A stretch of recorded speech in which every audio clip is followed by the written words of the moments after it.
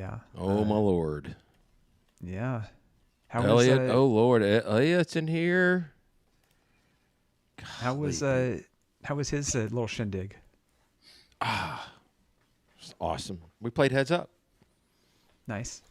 And I almost wore my chinchilla shirt, and I wished I had because we were recounting that story amongst the group. Yes. I feel like I performed very well this go around. I had some pretty decent words, and I'm patting myself on the back on that one. So the real question is, AJ, have you played Mafia or Werewolf? Because that's what I want to do in Arkansas when we're there. So that was the problem with Heads Up, is we found it was like there weren't enough like topics that we were interested in when we were in Tango 82, and it was like 80s musicians, and it was like, okay, we did fine at it, but not great, like it was the Animals was the one that was so good. So anyway. So, yeah. Nathan Ballard. No, I am not studying for any more FAA exams right now. Right now, I'm back to figuring out how to fly again. So. Turns out there are no more exams, so No, he's going to try flying he's again. studying for the Master DPE entrance exam. That's what he's working on now. I swear, man. He's going to go straight, skip CFI, skip all that. He's just going to be a DPE. Although that will generate some nice income for you, I'm sure. I was thinking about it today as I was doing Unusual Attitudes, and just thinking, wow, you do this in private and you do it in an instrument, basically the same thing. And I just thought that's one maybe area where DPEs kind of earn their money, because just imagine just doing Unusual Attitudes with, I don't know, some dude, or some person, whatever, a couple times a day. That seems terrifying to me. I don't know. I did a BFR and asked him to put me in Unusual Attitudes, and he did. And then I was trying to correct and not like look outside. And he's like, "Look outside, you're a VFR." I'm like, "Well, that's easy. Like, I don't know why you'd bother with that." So anyway, I want to make my phone is silenced before we kick this. It is all right. All right, fellas. 8:02. What do you say we? Let's send it. Do it. This thing off. Welcome to the Midlife Pilot podcast. What is it like to become a pilot in midlife? The challenges are unique, but so are the rewards. Hosts Ben, Brian, and Ted talk learning to fly, growing as pilots, and the joy of flying to destinations. The purpose of the podcast is not to teach, but to share knowledge and experiences. You definitely should not take any advice too seriously from an aviation podcast that uses terms like icing on the vegetables. Okay, checklists are complete. Let's get the show started.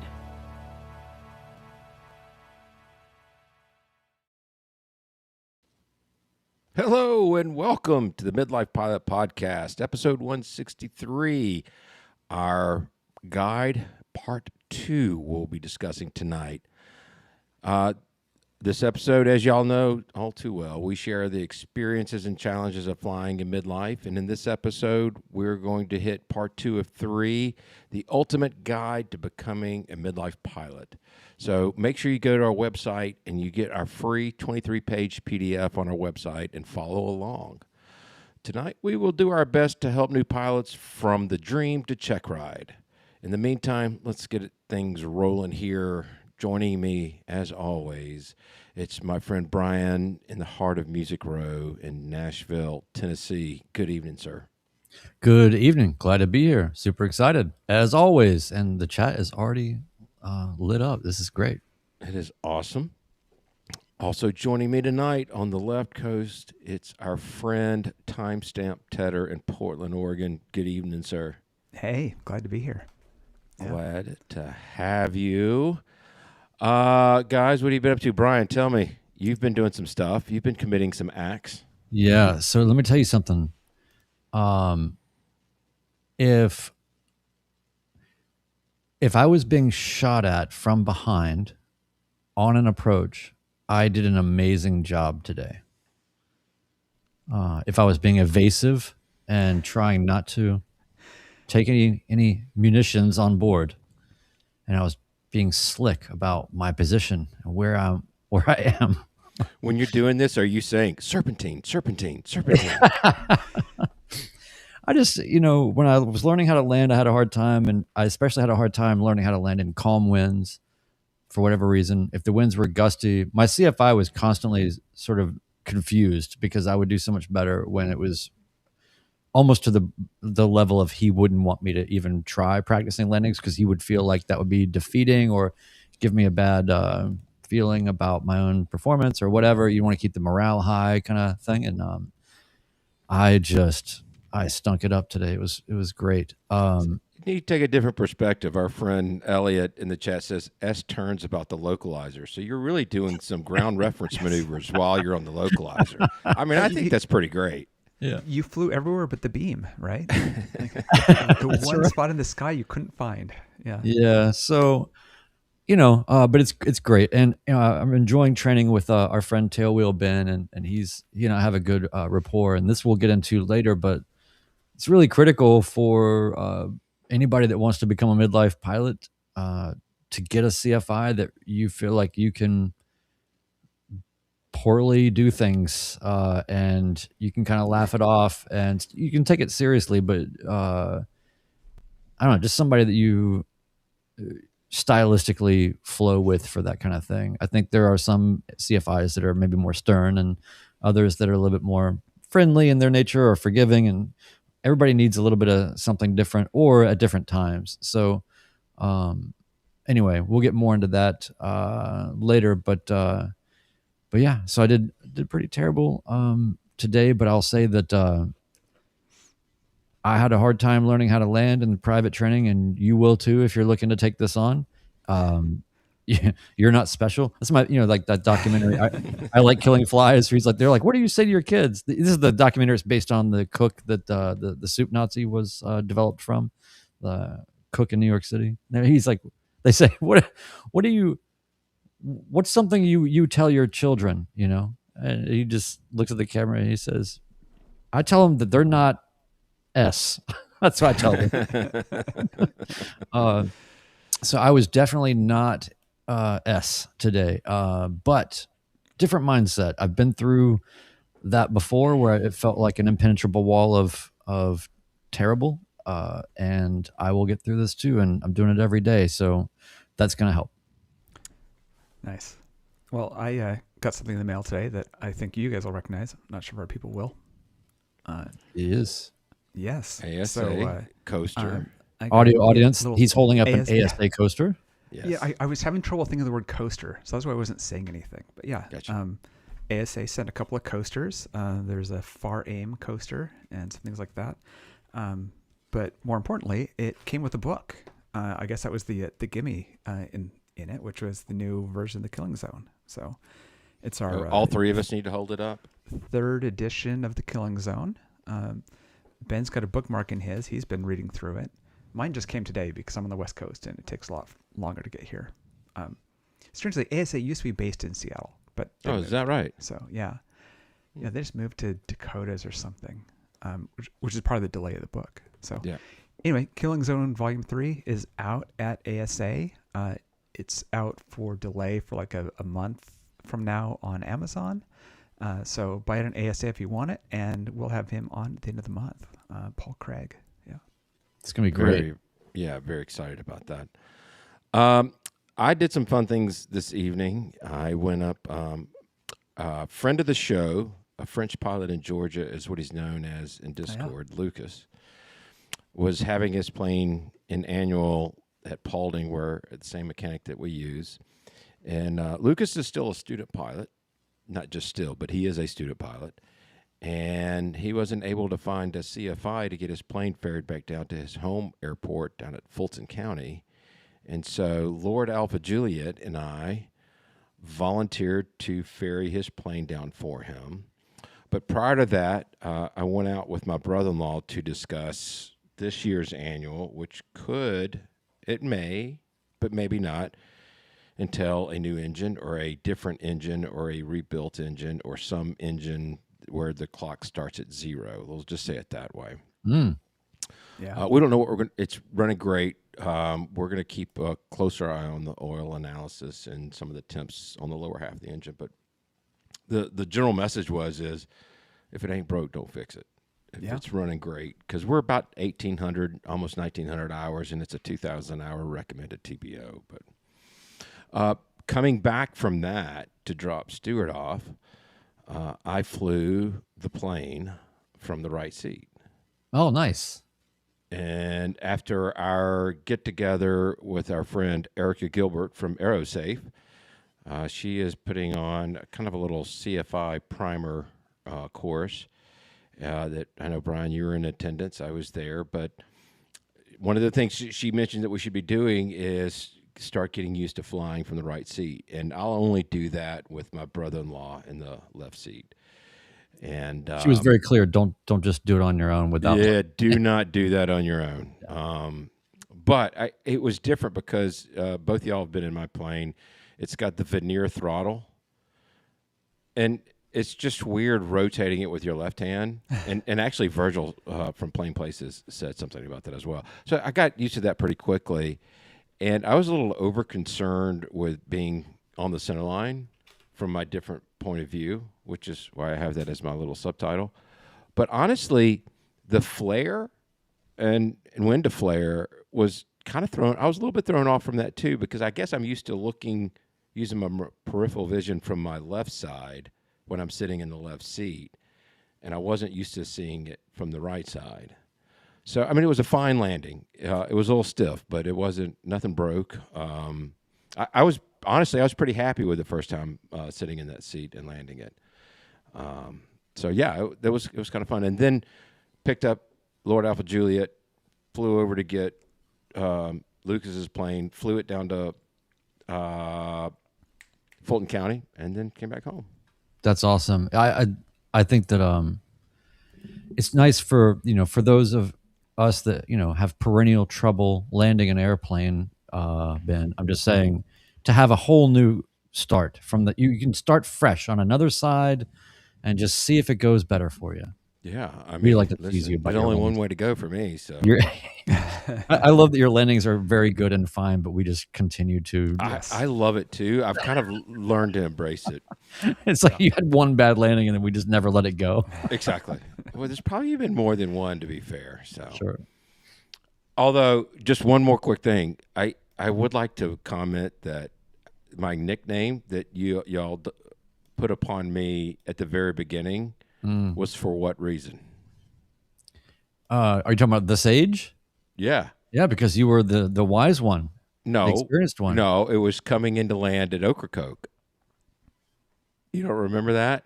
Because the winds were gusting all over the place, and everybody was, and of course my plane was a little bit heavier and handled the winds a little bit better. But anyway. Yeah, I have no recollection of you doing something. Obviously, you don't. So that only makes perfect sense. Well played, sir. Hey, let's chat about our upcoming event. We've got some pretty big updates that we want to let everybody know about. The Thaden Invasion, Bentonville, Arkansas, at Victor Bravo Tango, March 13th through the 15th, 2026. Heck yeah. The responses have been absolutely incredible. It's been pretty overwhelming. I feel like we chose a really good place. We have been in contact with the folks at Thaden Field, the FBO there, and we have determined that we have we have the number of spots available to us. We just got this last week. We're being told about 30 aircraft, parking for 30, but it's going to be dynamic. It's going to change. Everybody that's RSVP'd may or may not come. So it was more to gauge, the RSVP was to gauge the interest level. And you guys have spoken. You're very interested. So for the time being, we've taken down the RSVP form on our website, and we can get a accurate count for those that have already responded. We've sent out an email to them saying, you got to commit. We need a harder number. We're going to, on January 18th, we'll reopen it if there are any spots available. There is no priority system. It's all first come, first serve on the day of the event. We are not guaranteed parking at VBT for anyone. But here's the good news. We want everybody to show up because we have a lot of really, really good options. Backup we have ready is Rogers Field. That's Romeo Oscar Golf. It's 6 minutes away from Bentonville. Yeah. And they have plenty of spaces. We also have Sugar Creek, which is a backcountry option. It's 3 miles away from Bentonville. It's got a beautiful grass runway. And if you're a camper, or somebody likes to go camping, that's going to be an ideal spot for you. And we have a few saying this in the chat, and we want to make sure everybody knows this. Bring your own chocks. There are no tie downs either at Victor Bravo Tango Thaden Field or at Rogers Field. We've had somebody step up and help us with this because this is kind of a lot to take on. But one of our friends of the show, longtime supporter Lewis, is going to be our event liaison. He's going to be the single point of contact between attendees and the FBO. There's going to be a lot more information coming out on that. We'll have it on our website, so we'll keep you posted on that. But it's important to note, don't call the airport about parking because Lewis is coordinating that. 2 critical items we need to bring up. If you're coming, we need you to join Discord. There's a specific channel. It's the 2026 Thaden Invasion for all real-time updates and coordination. So if you want the latest info, listen, if I can use Discord on a cell phone, I'm telling you, anybody can. Ted will back that up because he's been my tech support for the last 2.5 years. Yeah. Critical point number 2, check the midlifepilotpodcast.com/Thaden Invasion regularly for the latest details. Those are 2 critical points we need you to take away. Yeah, and we'll probably send some more emails. That's worked well in the past for people that have RSVP'd. We can kind of send some updates that way. And, the thing about make sure to bring your own chocks, part of it is because we're going to be parking on a big concrete ramp, and which isn't specific for, having like T slots for tie downs and that type of thing. But it makes me wonder if in Arkansas, if that's normal, that they don't need tie downs. That seems to be a thing. It's like, I'm just used to places that have excessive amounts of wind and that's what's done. But yeah, the key there is bring chocks. Yeah, and we'll continue to keep everybody updated. We have the website. It'll be a constant place for people to get the latest. Obviously, our Discord is all set. One Dog Geek is asking, is there grass parking at VBT? Maybe. We'll see. You have to ask Lewis. Lewis is the Lord of parking. So there you go. Talk to Lewis, and he will let you know if there is grass parking at VBT. Thank you, One Dog Geek, for the fantastic question. Now, also, plane pooling. Hey, folks, if you want, you can meet up with, you can fly formation with 4 of your friends, fly into Rogers, then combine yourself into one of those planes and hop on over to VBT and see what's up. So, there's ways to sort of help this work for everybody. Realistically, I think that this is just one of those things where it works out fine. It always does.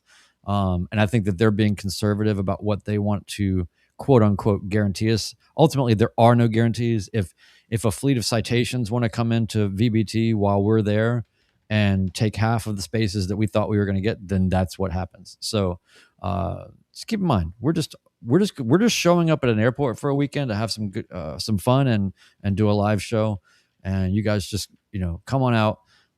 It's been exciting to see people getting the T-shirts already. It's going to happen. We're going to be there. Even if we all have to skateboard there, we're all going to be there. So it's about the people and the fun. So, you can get there by car, you can get there by many other means. So yeah, and we expect there to be some natural attrition. There's gonna be people that fall off, and that's totally expected. And weather is gonna be what it is. So it might be that there's only 5 planes that make it anyway because of whatever reason. So let's just take it for what it is and hang with us, and we'll keep everybody posted. Yeah, and some people RSVP'd and then realized that it's their husband's birthday in there, and so they chose that otherwise. Yeah, so yeah. There's always those reasons, which are Smart fine. move. We'll have other Again, meetups. Brian, you want to take us into the housekeeping? Let's do it. You can join our Patreon community for Discord access and lots of exclusive content. There's been even more Checkride debriefs happening, and there's lots of good stuff for you to go deep on in the content there. So join us on Patreon. If you want to do that, all you have to do is go to our website. 10% of your Patreon support, by the way, that's how this show happens ad-free and has been remaining ad-free. 10% supports Freedom Aviation Network's anti-human trafficking efforts. And if you're not familiar with Freedom Aviation Network, go to their website, freedomaviationnetwork.org. And we do have some new information from them directly saying that they are looking for pilots in the Florida area, Jacksonville, Gainesville, Orlando, Tampa, Sarasota, Naples, Fort Myers, and Tennessee, Knoxville, Nashville, Memphis, Chattanooga. So go to their website, sign up to be a pilot or a volunteer or both, or just offer some financial help or whatever. But it's a great organization. Go check it out. For everything Midlife Pilot Podcast, feedback to send us, feedback, merch, and more, visit midlifepilotpodcast.com. Ted is showing off the latest t-shirt that we have. Oh, it looks great. Yeah, it looks great. Yeah. It's we have a new aviation t-shirt. Yes. And that's it. It says Yes. aviation t-shirt. Yes. that's the best description I've ever heard. Yeah, exactly. We It reminds me of the boxed water. It's this little boxes of water that say water. Just like, Yes. let's just do the low key thing. So yeah. good new merch. And all the Thin Field shirts that we've been seeing. So in the Patreon world, we have a couple of new people in the Landomatic level, and that's Lyman H and Sam T. That would be Sam Terrell. I always confuse that with James Terrell. Sam Terrell, who is CFI Sam out here in Portland. So Yeah. welcome all you. In Discord, in our accomplishments, Yankee Delta had their first solo, and there were lots of birds and talk about memories, so it sounded like a good time. Yeah. Jeff B is getting close to a Checkride, got a couple of solo cross countries done, realized that he was short on some hours. Oh darn, you have to go fly some more. Oh man. Flying solo as a student was always great. Yeah. Gita got her night cross country done and had a nice write up about that. Finding a new airport at night for the first one you've been to. First night flight, and did it cross country. That's pretty cool, I thought. Yeah. I've only found airports at night that I've been to before with a CFI next to me. So doing it alone to an airport you haven't ever been to does sound like more work. And then shout out to Ryan K, who hit an hour milestone and shared a pic in his RV. So yeah, that's always great to see his RV. So Ben, you want to take us into the show? Let's talk about our wonderful ultimate guide to becoming a midlife pilot. So for those, again, if you'll go to midlifepilotpodcast.com, you can follow the links to download this PDF that's 23 pages. Tonight, we're going to talk about a section that we're hoping is going to help newer pilots or even people that are thinking about becoming a pilot, is from the dream to Checkride. So for those planning to start training, we're covering the practical realities.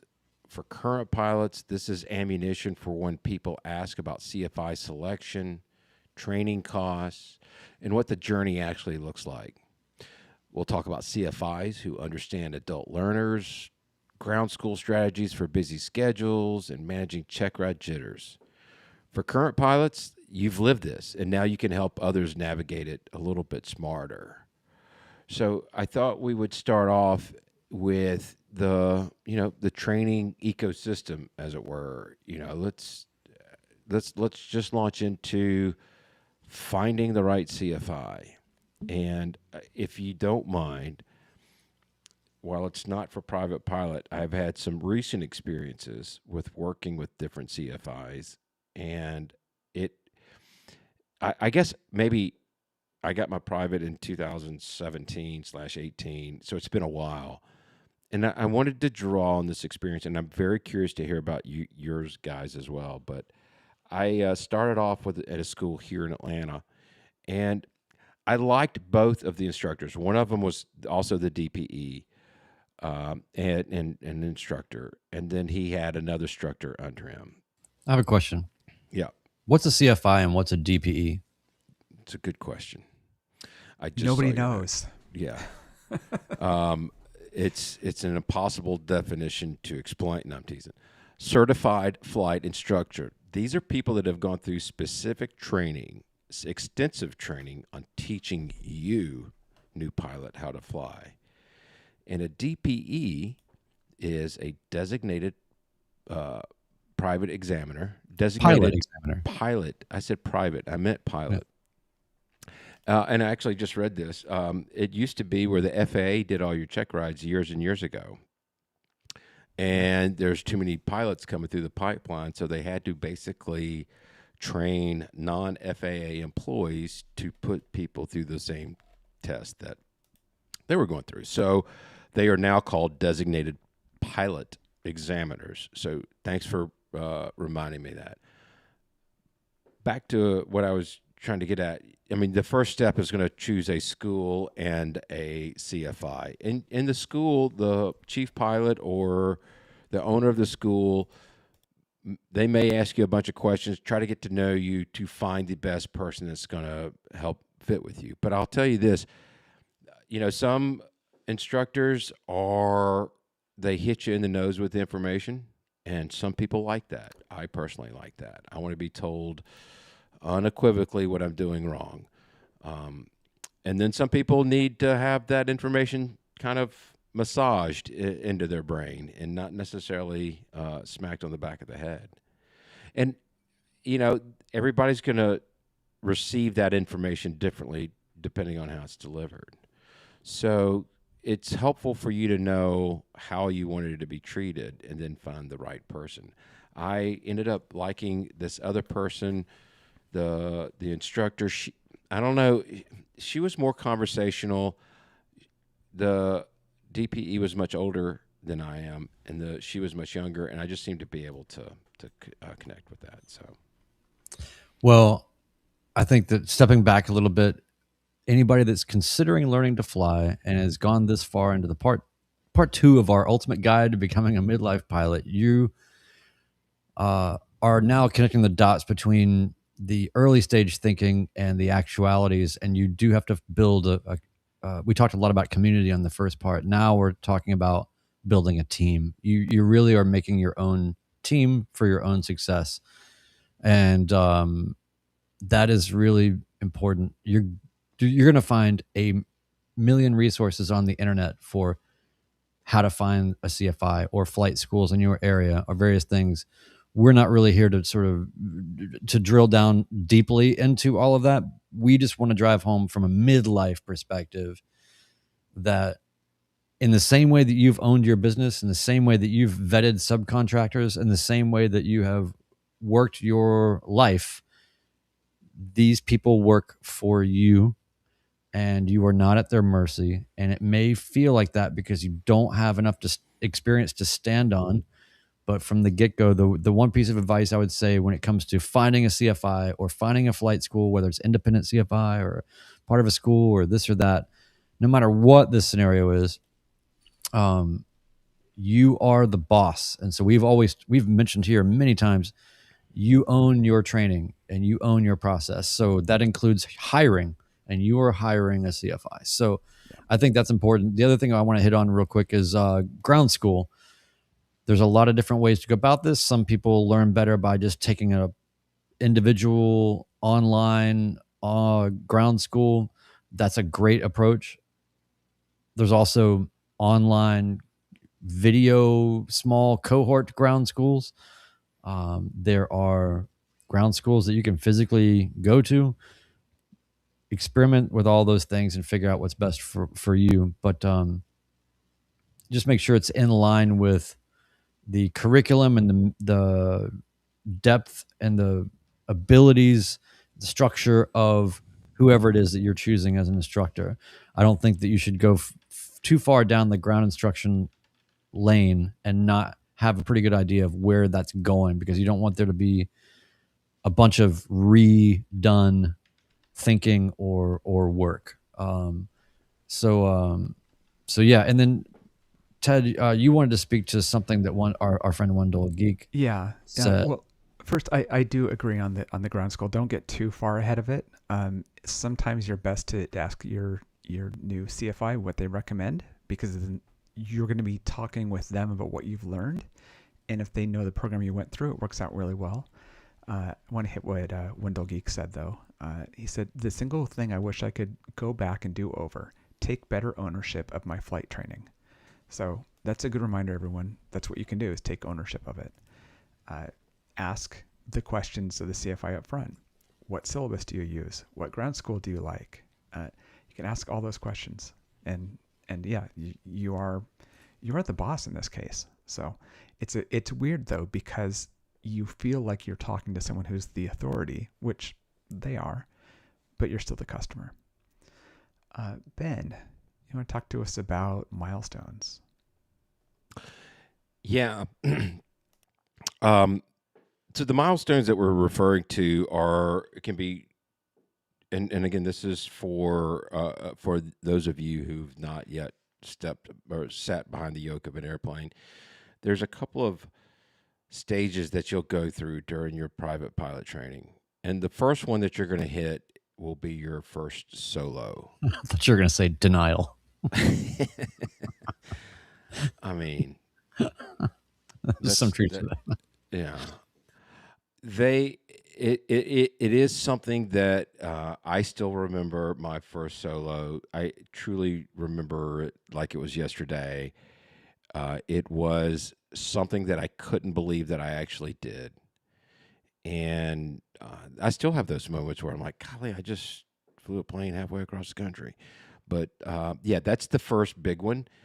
Your solo is when you are with your instructor and you practice your landings and over again. And the next thing you know, he's getting out of the airplane and he's going to say, go do a couple of landings yourself, all by yourself. And it's kind of crazy, actually. But it's a very, very memorable moment. I will say, please. I was just going to say, for me, thinking about the milestone of the first solo, the first time you fly a plane by yourself, when I was contemplating becoming a pilot, embarking on training, and starting this whole process, I was watching a lot of videos on YouTube of first solos and just watching how emotional that was for so many different pilots and how deep of a moment this is. For newbies, you're going to see that pilots get really caught up in things like comparison. You're going to see a lot of this on the internet. I soloed at 15 hours. I soloed at 25 hours. Well, that's too soon. Or why did it take so long? You need a new instructor. You're going to see a lot of chatter around all that stuff. Ignore it. 100%. Yeah. Yep. Your path is yours. And there is no, I mean, it's, to some end, maybe there's some valid thought there. It doesn't mean just keep going forever and not solo, but you just gotta, again, if you chose the right CFI, then you're going to trust these outcomes. The other thing I'll say is that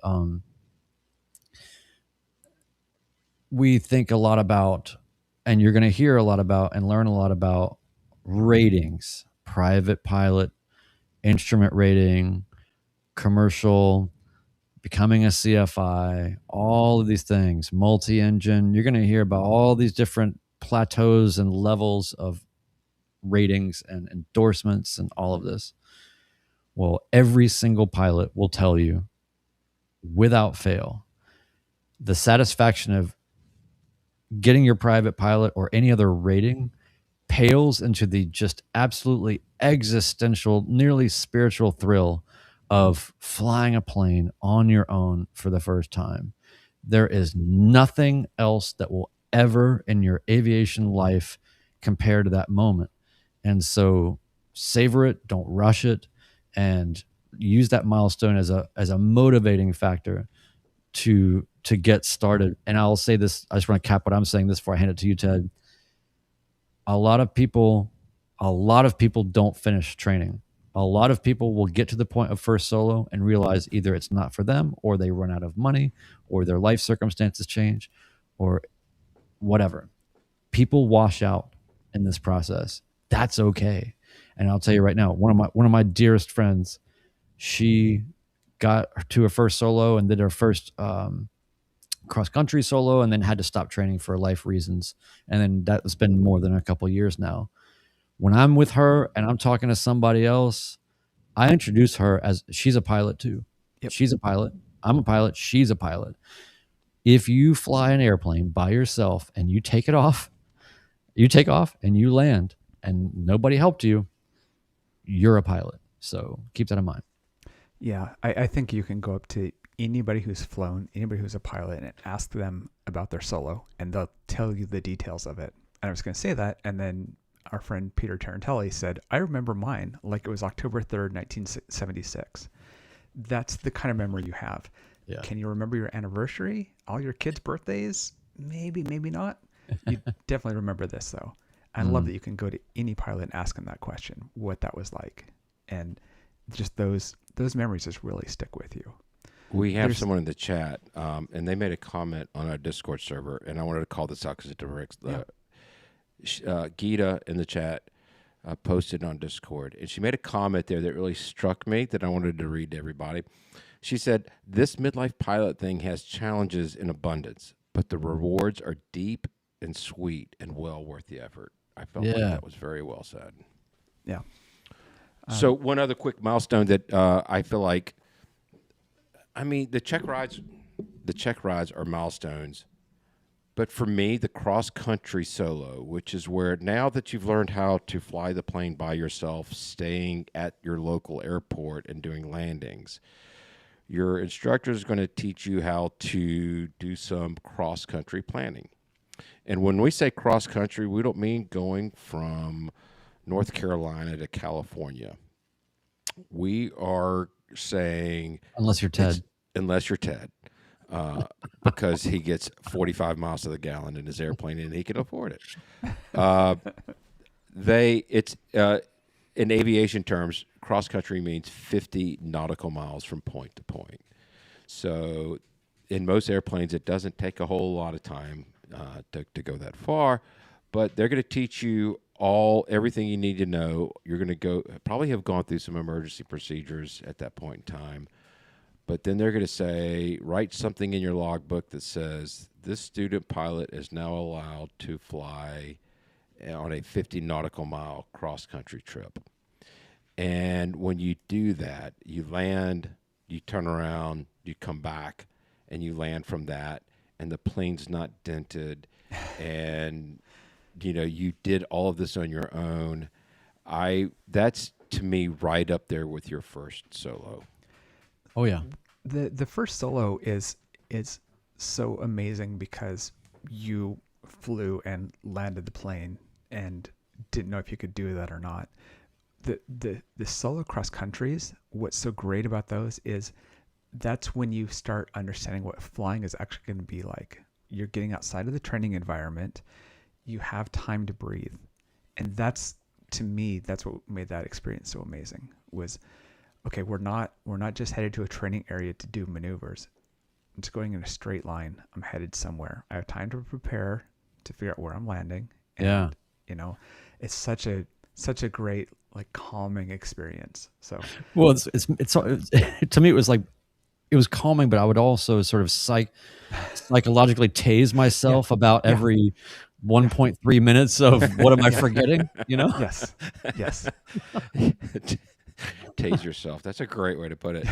I always equated it to, I grew up in a small town, and we always wanted to drive, when we turned 16, we didn't want to be in our town anymore. We wanted to go somewhere else. So the first time your parents let you go to the next town over or something, that maybe some more people can Oh yeah. empathize with that. But that was a kind of a big deal. But so yeah, you get these sweet things, and then of course your check ride is when it's official. And as most people will tell you, the first thing they will say to you that other pilots will say to you is, "Welcome, you have a ticket to learn."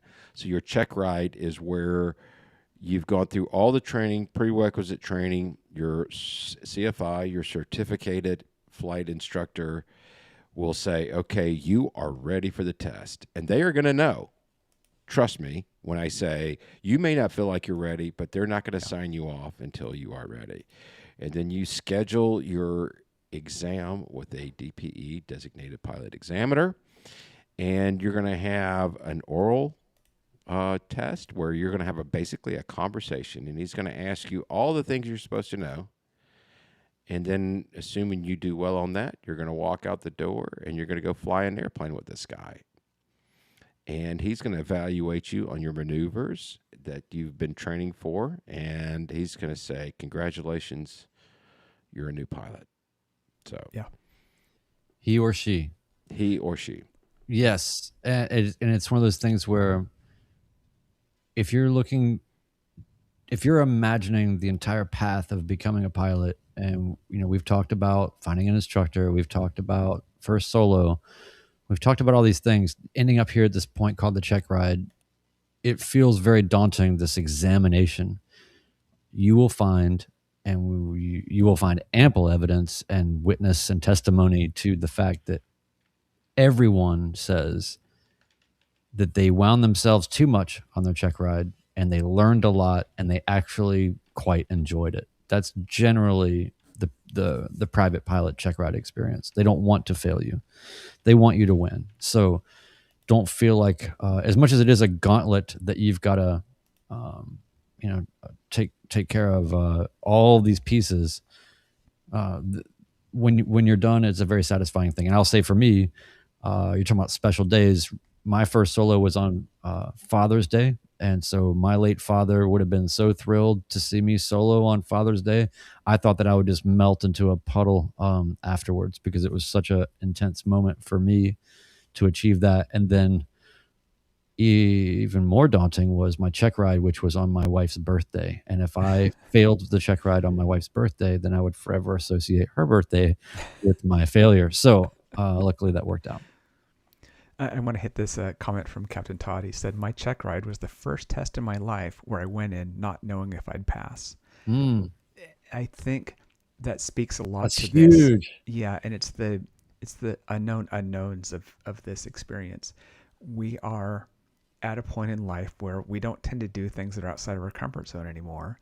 And you get into aviation, this is a lot of stuff you have no idea what you're doing. And you're trying to learn, and your CFI has told you, yeah, you have the knowledge you need. You're like, I don't know if I do or not, because I don't know. I know there's a lot of things I don't know yet. And so that's definitely a common experience that I've heard from people about going into that first check ride. And I think that kind of takes us to the imposter syndrome of this whole thing. And it comes up at a lot of points, but we can talk about it related to the check ride. And it's like, okay, this experienced person sat down with me, they went through what I know, and then they flew with me, and they said that I fly well enough to be a pilot, and now I can go rent a plane, and it's not like I'm stealing the plane. People actually think that I'm worthy of renting this plane. You don't have to go get an endorsement from your CFI to go to fly the plane, which is kind of how it felt like yeah. Right after the check ride, like, wait a minute, should I go see my CFI or not? Yeah. You feel like you need to ask someone. Where's mom? And Where's dad? Exactly. Exactly right. So that definitely comes up in a lot of points, I think, in this experience. But it's easiest to see at that point, especially where it's like, you're on your own now. And it's something we all have. And I think one of the keys with imposter syndrome is you can't really evaluate your knowledge and where you're at in this experience. Rely on experts who can evaluate that. and listen to your CFI, listen to a DPE, because they have the experience to know if you're on track. So that's just kind of my, I Can I add one thing had to that that experience during that. Yeah. Quickly, I just want to add one thing. Part of that imposter syndrome after you get your Checkride, private pilot Checkride complete, you got a license, now you're out there, is you then start to realize the scope of the private pilot training is only so far. And you're going to hear a lot of people say it's just a license to learn. And that is empirically true. And you should keep some of that feeling of uncertainty and try to satiate that with continuing knowledge, learning, studying. You're developing, you don't get a license and then just never think about how you got there again. It's really just putting you onto a conveyor that you're now responsible for, and you have to continue to sustain and nurture all of that. And so to tie it back really quickly to the community, when you have a community and you have people that you can talk to, and it really helps to keep all that going. You're going to need other sounding boards than your CFI, although CFIs are always there. So anyway, I just wanted to say that the imposter syndrome is real because you actually don't, looking back, I mean, if I think about, I took my Checkride at 65 hours. Oh boy. Okay. I want to hit what Mark, Mr. Wendell Geek said, which would he does our Checkride debriefs that we do. We interview people and put them up on the Patreon, and those stay internal to Patreon people. So we have a kind of a private audience for them. They said after having done a lot of these debriefs, without fail, every person feels like they pulled one over on the DPE. Yeah. So don't think it's just you that feels that way. And I don't know. I guess I should have gone up to the DPE after they said, congrats, you passed. I don't think you know what you're talking about here. Like, you know. I want to hit there's Elliot's comment real quick. He said, and Elliot is on Wednesday night, will be doing a debrief on his ATP, which is Airline Transport Pilot Certificate. And for those of you who've not jumped into aviation yet, that's the highest level you can go. That allows you to fly big boy jets, carries a bunch of peoples. But he said in the comment in the chat tonight, my ATP examiner told me if I don't stop you, it means I didn't see it. So keep going. So, I thought that was kind of funny. So we've hit the milestones. We're all excited. We realize that we're not an imposter, that we can actually do this. But for the final, well, not necessarily the final piece, but the last part of the segment that we wanted to cover tonight was more the financial investment versus a lifestyle purchase. A lot of us are coming in this aviation thing in midlife because we have more resources than we did when we were in our 20s. But guys, Brian, do you want to maybe take this one on first?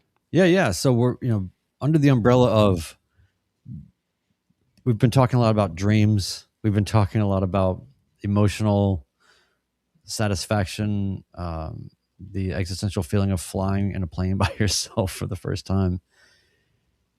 If you haven't already been completely battered and bruised by the practical realities in terms of the financial burden and everything else in your training, boy, are you really going to hit that on the other side when you get your license. And just like when you get your driver's license, you've been borrowing mom's car and paying for gas, and that's you doing your part. But then when you get out there and it's gas, insurance, rental, whatever you're doing, just all the things, it becomes all on you. So there's a giant wormhole of the financial picture of all this. But I think what we are here to sort of speak to relative to people that are looking into this and trying to see what is life like from a pragmatic standpoint, financial standpoint after flying. You're going to find a lot of different points of view on this, but a lot of us have bought planes, or you can buy part of a plane, and the people that you share that plane with will let you use the entirety of the plane when you're flying it, which is nice. there's a lot of different ways to go about it. Partnerships. Sometimes rentals are just fine for people. Flying clubs, and we've got a lot of episodes. We've talked about this. You're going to find ad nauseum content on the internet about this, and AOPA is a great resource for all of this. But I think that from a mindset and just expectation point of view, you're going to need to have, it's not something where you just put a bunch of money into training and then you get the license and then that wanes. You have to continue the investment in order to, it's taken so much to, this is the way I think about it. It's taken so much money and time and energy to cultivate yourself into this pilot that is good enough to pass a check ride and become a private pilot. Now you've got to maintain that, and it's your responsibility to do that.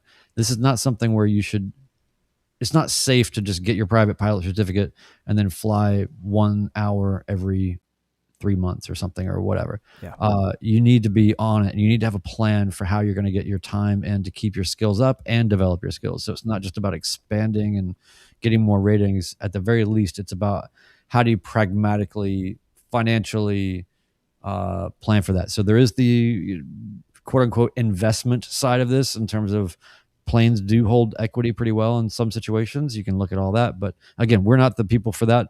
Just saying that's something you're going to start thinking about, and you should be aimed in some direction.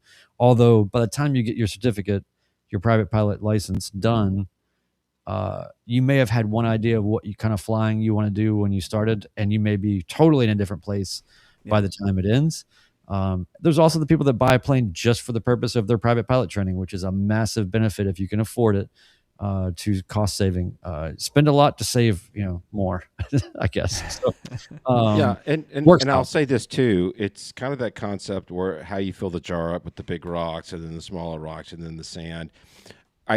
For me, it was amazing to how I was able to make myself afford. I changed my budget around. When you are super passionate about it, and if you start taking lessons and you really, really love it, it's amazing how you can find ways to make the financial investment work. That's right. I tracked so specifically all of my expenses in a spreadsheet, and then it's so funny to go back and look at it because it got to about 3/4 of the way through my training, and then it just stopped. Yeah, it's that's like, why I don't track it. I don't want to know. Nope, Again, don't ask questions you don't want to know the answer to. Well, yeah. Sometimes I say that I thought that flying was going to be like scuba diving, where you learn and then you do it once a year and you're happy. And it's not that at all. And there is a need for consistency, and you'll probably be very well addicted to it by then anyway. But getting up, flying enough to keep your skills up is definitely important. So yeah. And when you make it a priority, all of a sudden, I don't know, you find money and you find time to make it work. At least that's the hope. So, So to close it out, want everybody to remember, trust your training. Your CFI wouldn't sign you off if you weren't ready. Remember those two phrases. Also, for future pilots, research your CFIs in your schools. You know what? One thing I think we've probably mentioned in the past, make sure your school has a syllabus. I know Aerosafe is in our chat, Erica, and oh yeah, she'll tell you. If they don't have a syllabus, might want to go try to find someplace else. But anyway, as Ted just said, prioritize consistency over intensity. My flight school, when I first started, said you need to schedule 3 flights a week. You may hit 2 of them. You'll definitely get 1 of them. And that's going to be weather, maintenance. It's going to be a lot of different things. For current pilots, you're now equipped to guide you're now equipped to guide others through training decisions. Feel free to download the PDF at midlifepilotpodcast.com and share it anytime someone asks you how to spend all their extra money in free time, converting that noisy thing or converting cash into that noisemaker in the front of the airplane. Next week, we'll wrap up with the series with part 3, Life as a Midlife Pilot and Creating Your Aviation Legacy. So with that, we also got some feedback from a listener, Brian, that I kind of felt like folded right into what we're talking about tonight. And I was wondering if I could beg you in your dulcet tones to read this feedback. Sure. Yeah. So in this part 2, we've been talking about, you're sort of already in this on some level, but in part 1, we talked a lot about we're not AMEs, we're not medical examiners, we're not instructors, we're not flight schools, but we do know that you start with your medical, and we talked a lot about that. So if you're just catching on to this in the part 2, make sure you go check that out. We've got basically the links in the PDF for everywhere you need to go to start learning about the medical without doing anything about it. And I think that if you just need to pick up anything right now, it's what this is putting down. So Alpha Juliet Bravo writes as feedback from this part 1, and he says, newer listener and first email, Alpha Juliet Bravo flying out of 8 Delta 4, 53 years old, 15 hours, and 12 landings in the logbook. I appreciate your comments so much about getting your medical before you start your private pilot training. I am in that position now, working through a medical deferment and paused on my solo. I chose to go the long route because my mission was to fly high performance, complex, 4+ passenger airplanes. I had a great AME, which is an aviation medical examiner, that did a consult with me, $400, to give me my options, knowing I was going to be a challenge. I'm 53, and I wonder if I'm not able to get through the deferment, if I will regret not choosing the sport pilot or mosaic route and still being able to fly with my wife on trips and in retirement, which was also part of my mission. Take it from someone in that position. I encourage every midlife pilot to investigate their medical at least very early in the process and give yourself time to consider the options as they compare against your mission. So there's a lot more that he got into about the particulars of what he's facing, but I think that before I read the rest, I just want to make sure everybody's clear. The deferment he's mentioning is a state that the FAA can put your medical in, and they require extra things that can sometimes cost a lot of money in terms of extra tests, depending on your medical history. Again, go to AOPA and learn all about how this works. And I think one more quick point. I'm sorry to interrupt, but what I think the newbie person that hasn't stepped into a cockpit before, you cannot solo without a medical. And therefore, without a medical, you can't do your solo cross country. You can't proceed down the rabbit hole. And so that medical unless private pilot. If you're going for private unless pilot. Sport pilot, like this is only if you're going sport pilot, it's a different story. Ted, will you make sense of this? Because we're just if you're going sport pilot and you haven't started the medical process. Thank you. If you're at this point where you've been deferred, which the Catholics call purgatory, if you're at that point, it's too late to take the sport pilot route. So well said. That's why he talks about he might regret that he didn't choose that path, meaning it's already too late to choose that path. So got it. So let me finish up. Yep. That's perfect. Thank you so much for that. As you can see, folks, this stuff gets tricky, and it's real. You step into it somewhere, you're stepping on something. So utilize the experts. But I'll finish up the last paragraph from Alpha Juliet Bravo. Now the positives. I loved the learning and enjoyed the ground school. I'm 15 hours in on a Cessna 172 and happy to pay for the plane and CFI just for the experience so far. I don't want anyone to be discouraged from reaching for their goals, but just wanted to echo your words that start flying with your eyes wide open and get your medical first. I also feel you when you talk about finding time to fly. I was going to do an accelerated program and disconnect from work for a couple weeks, but the medical issue made that unrealistic. Thank you, Alpha Juliet Bravo. So thank you so much for that. I really appreciate you being a newer listener and emailing us and reaching out and sharing this, because it really is. I love how you worded this: flying with your eyes wide open and get your medical first. That is 100% true. All that to be said, I want to make sure that we are clear. That is not us saying drop everything and go get your medical. That's not what we're saying.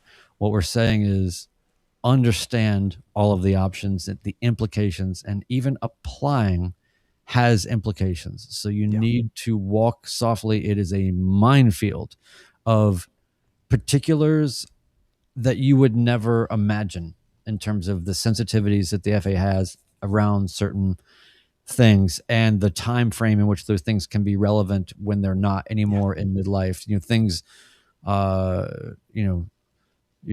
it's weird how possibly your life in the 90s could affect. I don't know. So just keep that in mind.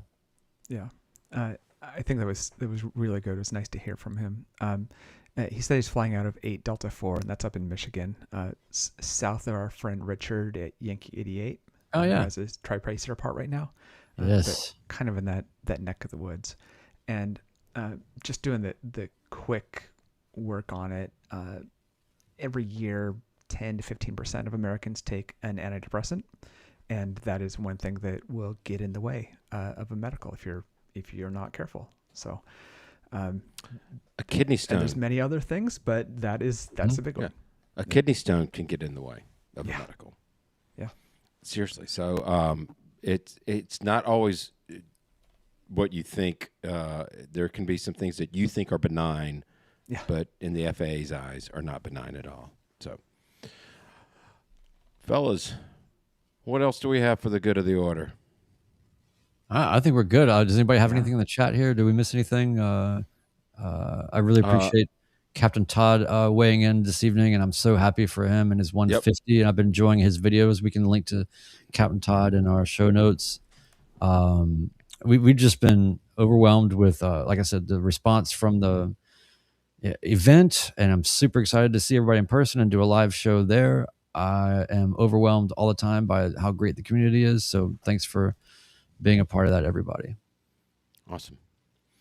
Don't forget, please, if you've made it this far in the podcast, I mean, we're a little over an hour into it. If you've made it this far, why don't you just go ahead and spend another 5 minutes and leave us a 5-star review on Apple Podcasts. And at the very least, hit the subscribe on your podcast app. I was going to keep it kind of simple. You had mentioned when you're going through your ratings, Brian, or when you do your first solo, how comparison is the thief of joy. It spurred to my mind. Don't worry about what people think. They don't do it very often. Signing off, episode 163 of the Midlife Pilot podcast. We appreciate everybody in the chat. Thank you. Take care.